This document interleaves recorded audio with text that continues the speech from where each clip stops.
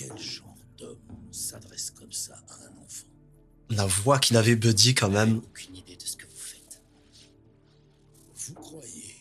Ah, il est vraiment charismatique. La voix qu'il avait Buddy. Ah, oh là là. Et voilà, ça résume bien la série. Me convaincre tant bien que mal de m'associer avec une bande de buquenots. Alors, qu'est-ce que vous avez dit? Darlene, c'est l'un des personnages les plus Seul Martin incroyables de la série. Une vraie folle. convaincre de m'associer avec une bande de buquenots. Et voilà. C'est quoi? Je vous fais un rapide pitch de l'histoire de Ozark, cette série qui a rythmé l'histoire de Netflix pendant des années. C'est l'une des meilleures séries Netflix. Elle est vraiment excellente. C'est une histoire de drogue. Donc c'est de base la famille Bird qui semble être une famille tout à fait normale. Un époux, sa femme, leurs 2 enfants.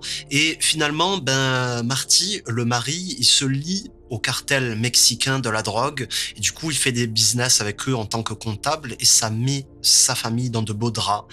Il finit par être piégé avec cette relation qu'on peut qualifier de toxique et il en vient de plus en plus à rentrer dans le domaine illégal, à commettre des choses vraiment immorales.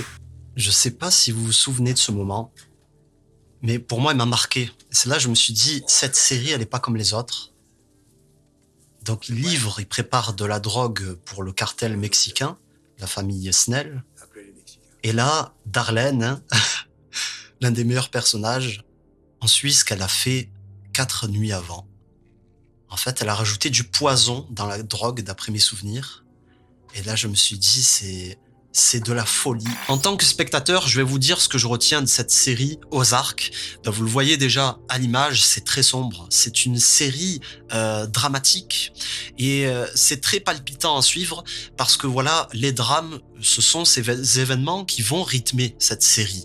On suit l'histoire de la famille Bird qui se retrouve perdue dans l'Amérique profonde. C'est une famille citadine qui se retrouve au milieu des pecnos, des paysans, donc la famille Langmore, la famille Snell et j'en passe. Il va y avoir une lutte des classes entre ces différentes familles pour prendre la part du gâteau dans le Ozark et autour du milieu de la drogue. Alors je vous avoue que je raffole pas des histoires de drogue, mais là j'aime bien comment c'est raconté parce qu'il y a une morale derrière tout ça. C'est très critique. On ne parle pas de personnages qui se font plein d'argent, qui ont la vie belle et qui règnent sur un milieu. Non, au contraire, c'est une malédiction dans laquelle ils sont plongés là-dedans et ils n'arrivent plus à en sortir. Et ça, j'aime beaucoup ce genre d'histoire parce que c'est très plaisant à suivre.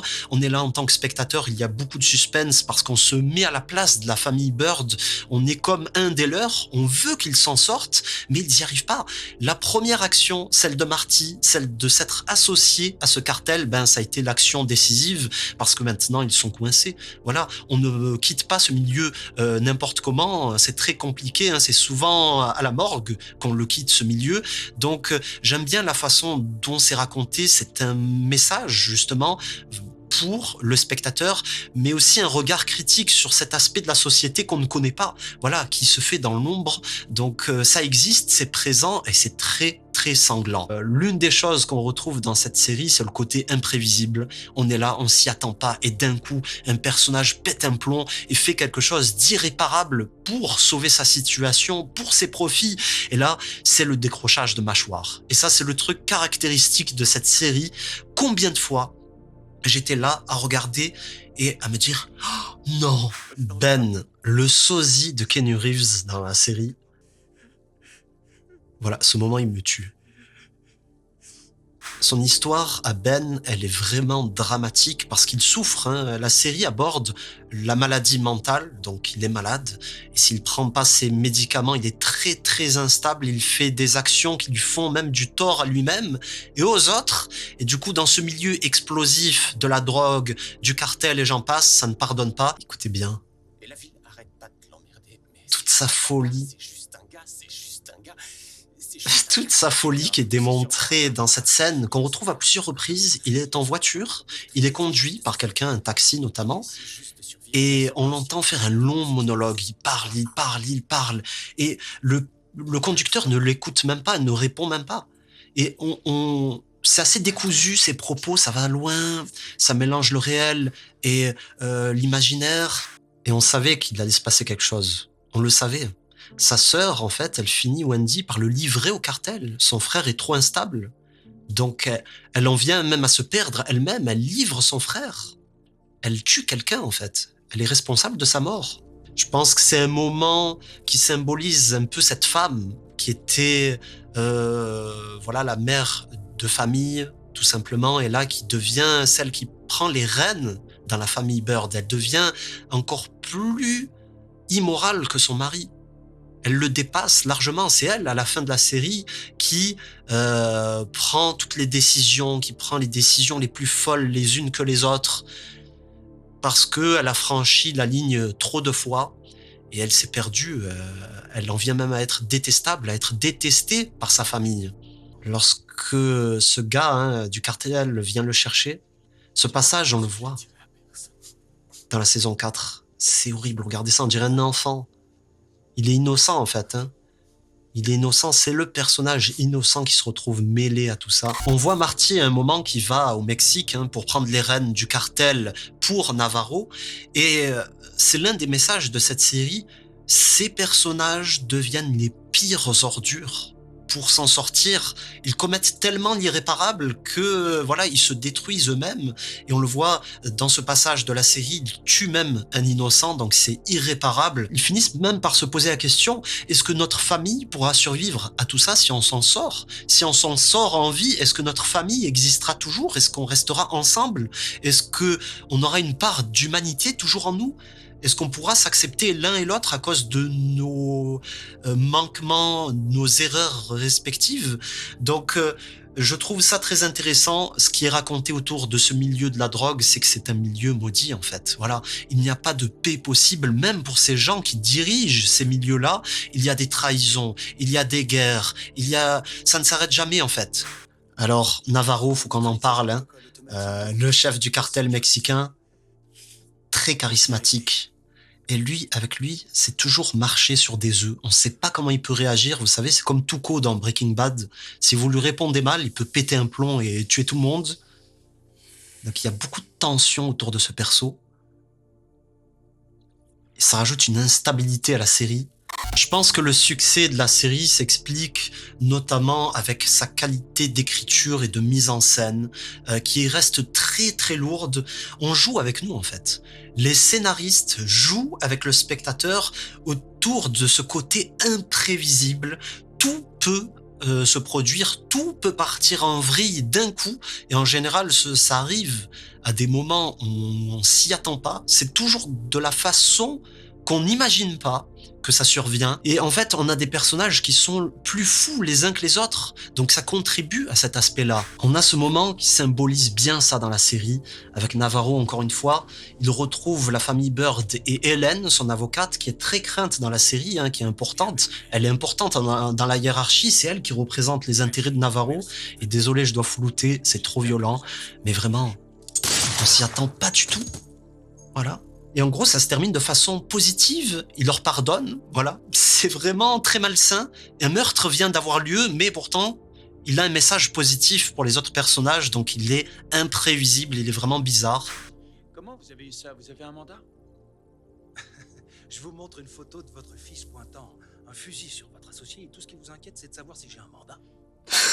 C'est une affaire de famille. Il a une voix exceptionnelle, lui aussi. Merci d'avoir porté sa main. Il faut juste une signature, comme toujours. Il harcèle les gens, il veut sa signature, hein, avec leurs aveux. L'un des pires passages de la série avec Javier, le neveu de Navarro. Il tue Darlene, hein.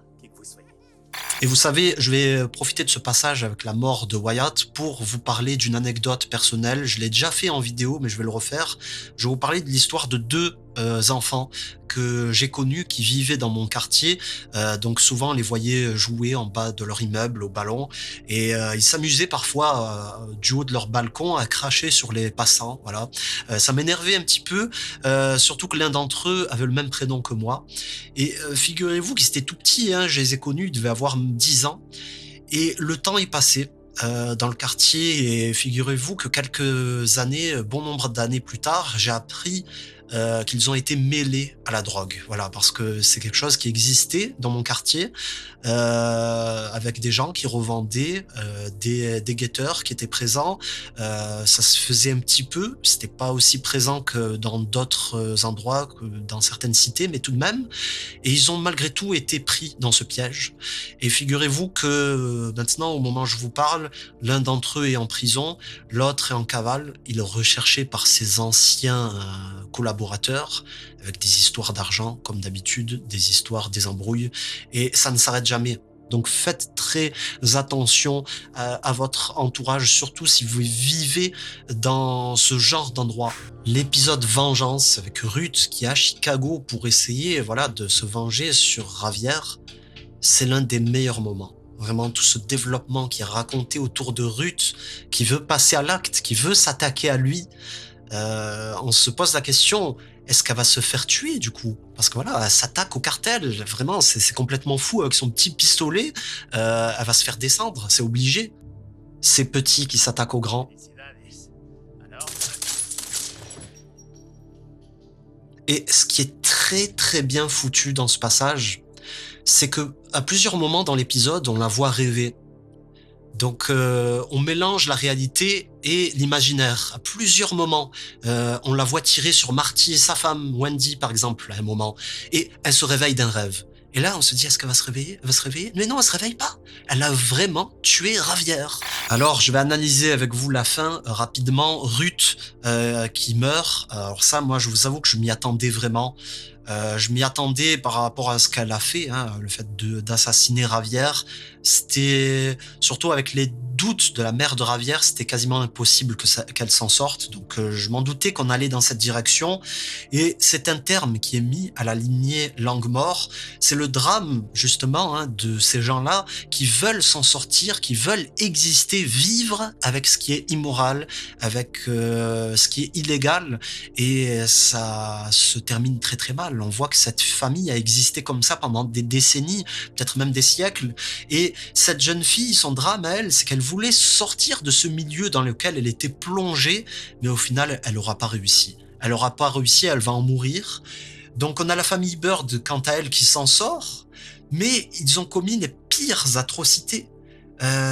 Toutes ces horreurs qu'ils ont dû commettre. Et pour préserver cet espoir de quitter ce milieu, on voit que leur fils, à la toute fin, Jonah, il tire sur Melsatem, donc pour garder intact cet espoir un petit peu illusoire d'échapper à ce milieu, de retrouver une vie normale. On s'interroge là-dessus, est-ce que cette famille pourra avoir une vie normale après toutes ces horreurs? Est-ce que cette famille restera soudée, liée ensemble après tout ça? C'est dur à concevoir. Moi, je crois que les problèmes finissent par toujours ressortir, et c'est un petit peu ce qu'on a suivi dans cette série. Ils sont bercés d'illusions, ils croient que en faisant ceci, en faisant cette horreur, en acceptant de plonger un petit peu plus bas, on pourra repartir plus haut et sortir la tête de l'eau. Mais moi, c'est mon interprétation, je pense qu'on peut pas s'en sortir. Donc voilà, dites-moi ce que vous en pensez, quelle est votre interprétation. N'hésitez pas aussi à cliquer sur les boutons rejoindre ou merci juste à côté. Ça aide beaucoup parce qu'il n'y a pas de publicité sur cette chaîne et avec le bouton rejoindre, vous avez quelques avantages. Allez, dernière séquence. On a la conclusion de la série avec cette dernière scène où on voit Mel de dos et on remarque que les vitres sont brisées, mais les Birds ne l'ont pas vu et ils s'avancent doucement vers lui. Et là, c'est tout bonnement exceptionnel parce que on pouvait s'en douter. On pensait que Melsatem avait accepté de rejoindre la police de Chicago et avait tout laissé derrière lui, laissé son enquête. Mais dans la dernière séquence où on l'aperçoit quitter le motel, il revoit cette sorte d'œuvre avec la chèvre là, ce range biscuit. Il le remarque et ça l'intrigue parce qu'il avait déjà vu chez Ruth. votre frangin qui voulait se barrer, partir élever des chèvres. C'est là que J'ai fait le lien. je suis devenu limite frappadingue à vouloir savoir ce qu'il y avait dedans. Il y a quoi dedans? J'aime beaucoup son cynisme. Si c'est pas des biscuits. Jonah qui intervient avec le fusil. Et on voit même Mel lever la main, voilà. Il finit par abandonner presque. Mais ne tire pas s'il te plaît.